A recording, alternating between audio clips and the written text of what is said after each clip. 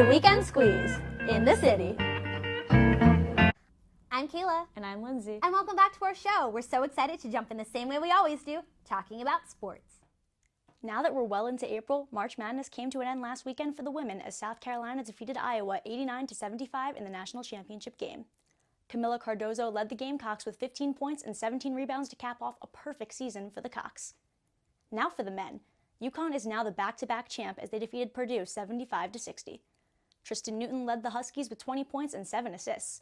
Dan Hurley and the Huskies look to three-peat next year, which would make them the first team to do so since UCLA in the 1960s and 70s. Now let's talk NBA. The Knicks are coming off a big win over the first-place Celtics, 118-109. Jalen Brunson led the way with 39 points. The Knicks also clinched a playoff spot this past week as they currently sit at third place in the East. The Nets defeated the Raptors Wednesday night by a score of 106-102. Cam Thomas led the way with 23 points to give the Nets the win in their season finale at the Barclays Center. Friday night will be yet another battle of the boroughs as the Knicks and Nets will meet at the Garden on Friday night. Now let's talk baseball. The Mets are coming off a big win over their division rival Braves 16-4.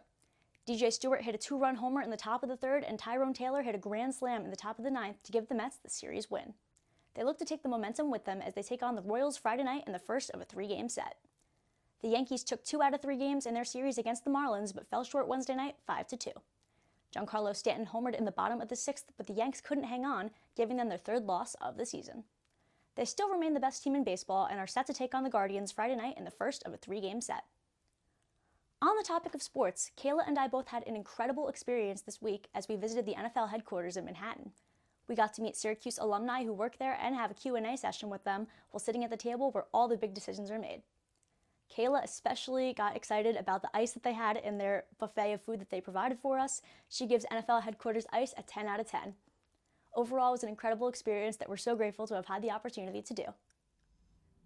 And with that, we wrap up this week's episode. As always, make sure to follow us on Instagram at The Weekend Squeeze. And we'll see you on next week's episode of The Weekend Squeeze in the city.